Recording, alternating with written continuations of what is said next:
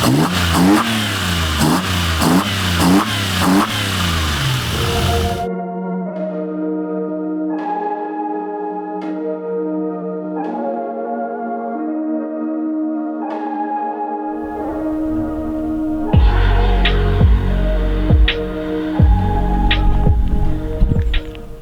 home.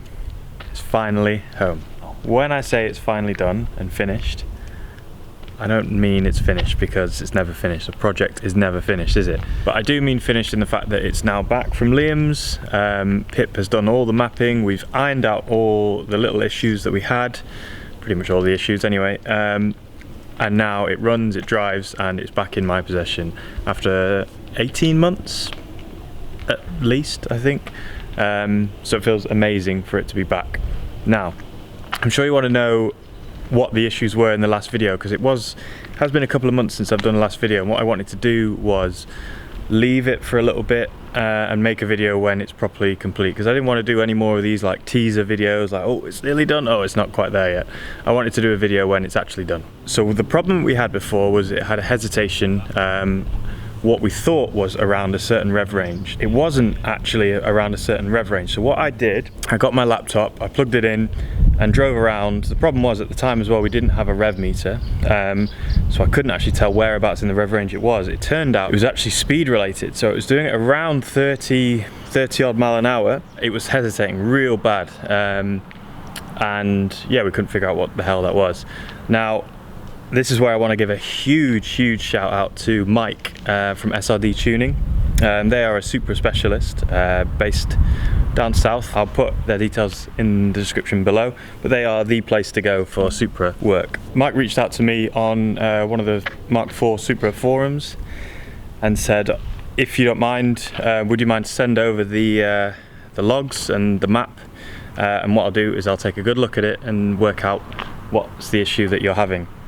Now, so I did this, he got back to me within 2 hours or something like that, and basically said, here's your problem. Now what it was is there's a gearbox setting, which I believe is speed related, and for whatever reason this gearbox setting was trying to get you to change gear around a certain time. I'm not exactly sure what it was, but basically it meant that this gearbox setting, literally all you had to do was go to a little drop down menu, turn that gearbox setting to off, and it's good as new.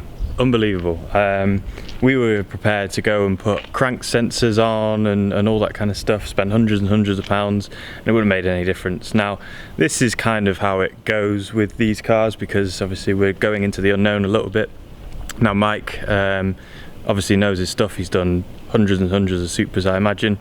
So he took one look at it and said, here's the problem. And he gave a few little pointers as well in terms of the map, which helped Pip out a lot, I'm sure. And so it went back to Pip's. He sorted all that out. And then we also had some problems with the manifold.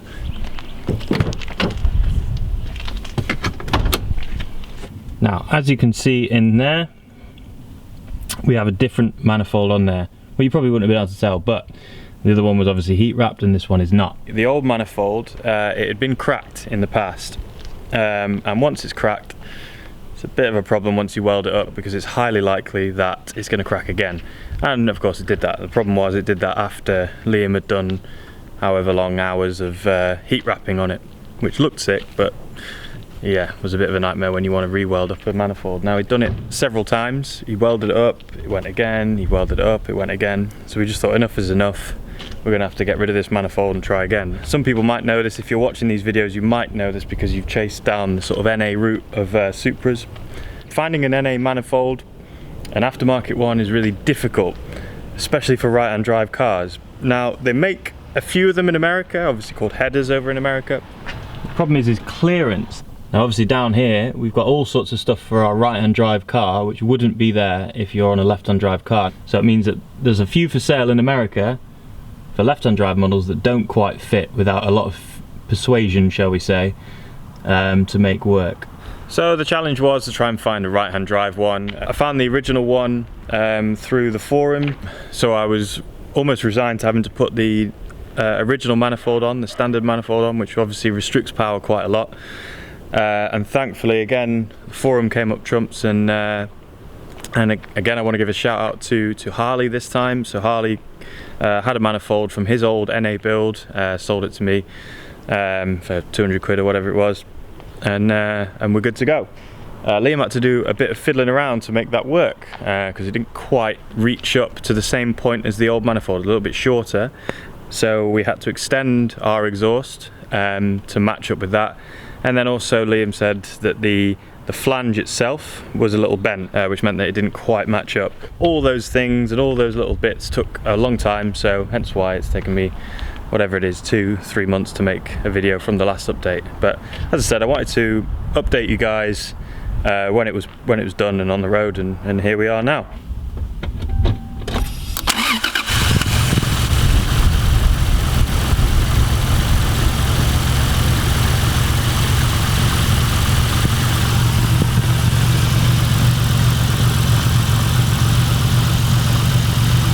So there's a few little things that have changed since we were last under here. Obviously we have this clear cam cover. We have this oil catch can. Quite a nice little bit of kit actually, only costs about 20 quid from eBay or something, but looks pretty well made, well machined.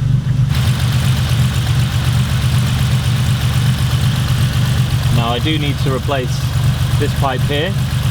Obviously with something similar to this one. This is a pipe that we had left over from the fuel lines, I believe. So we'll put a similar one on here. But apart from that, you're pretty much looking at it complete. It needs a good clean in here, you can see. A bit filthy. But what you've also may notice is we have no air filters on here. None at all. And I'm afraid there's a bit of a story to that one as well. So last night I gave it its first proper run around after collecting it from Liam. Drove it back home. It seemed a little bit sluggish. I wasn't massively happy with the noise and with the way it went. It felt a bit like it was struggling under load. Actually, it felt like it was struggling under any kind of foot down really. And so I took it out again. I went to go meet a couple of mates. Went to go meet Chris and Matt. And I was driving down one of the bypasses, and I noticed that the throttle stuck open at one point. So I changed up between third and fourth, I think it was, and it revved up to about 5,000 RPM. And I was thinking, uh-oh, what's that all about? So I backed off and I put it into fifth, and it chilled out, it was fine. A couple of roads later, did the same thing again. I noticed, so I was going uphill in second gear, it was really struggling to even get anywhere near the red line. I changed up into third and it went all the way up to the red line. You know, when I took it out of gear, I took it out of gear again and straight away all the way up to the red line. So I was obviously terrified here, throttle stuck open, thinking what do I do? Put it into fifth gear, and it was picking up, building speed even in fifth gear. So obviously when your car's overrunning like that, there's not really a lot you can do apart from turn it off, shove it into a high gear, something like that. So I cruised up to the roundabout, pulled off, hazards on, pulled over, turned the car off as it's trying to rev itself to pieces. Obviously I was a little bit worried at that point. I went under the bonnet and noticed that all 6 of the air filters that we'd put on had ripped, they'd torn. I'll show you now. So we'd put these socks on, these air filter socks. All 6 of them, so they all look like this. All 6 of them, as you can maybe see here, had all ripped. Now they sit on the actual trumpets themselves with these springs. And then what they were doing when Liam tested them is the springs were just winding off, and they were coming off. So we had to put this little cable tie on. And I think what happened is, we put the cable tie on and they're so thick, these socks, and coated in oil or grease or something. So these obviously sit over here, and we cable tied them on. And what had happened is, I think the pressure was so great that the trumpets themselves, when revving, it just sucked the actual filter into the trumpets. And then a byproduct of being sucked into the trumpets themselves is, as you can see, possibly through here, the actual end of it had gone into the trumpet and got stuck in the butterfly and wedged the butterfly open, hence why the throttle and the revs were going way, way, way up. So obviously the only thing you can do in that situation is take the actual filters off. So we're currently running without any filters, which is a little bit scary. If any little stones get in there, it's not good news. It's the only thing I can do at the moment while we think of another solution. Now, I don't know if these types of filters, these thick socks as it were, are going to be the right way to go. They were really sapping the power, and that's obviously not what we want to do. What it might be is if I might have to run something like that on the track just to keep noise down, because it is quite loud with these off. So again, we'll cross that bridge when we come to it. I'll have a look into different options for filters, maybe like a mesh filter or a better construction, as these are a bit cheap and crappy. So that's obviously one of the next steps that we need to do. But the good news is the car is back, and the good news is it still sounds incredible.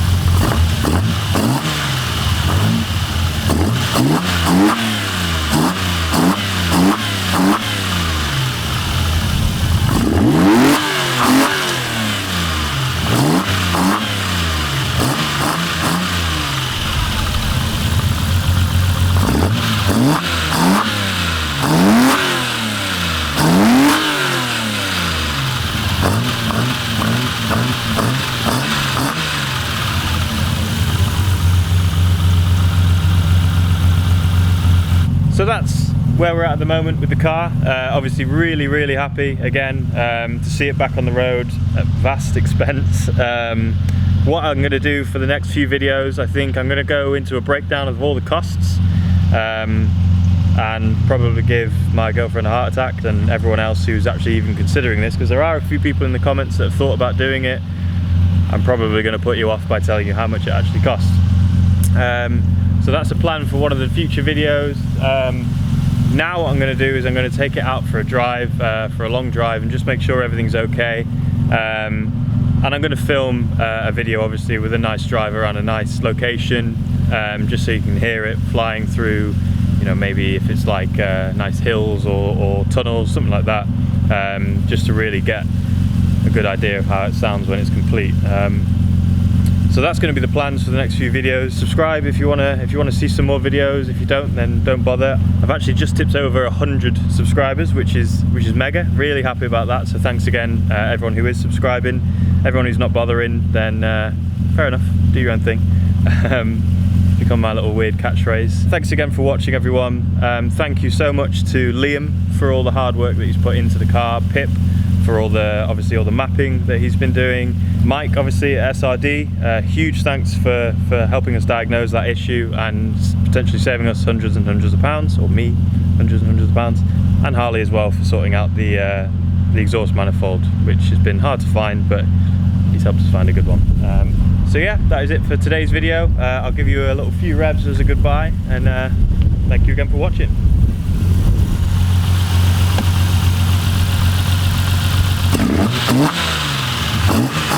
Mm-hmm.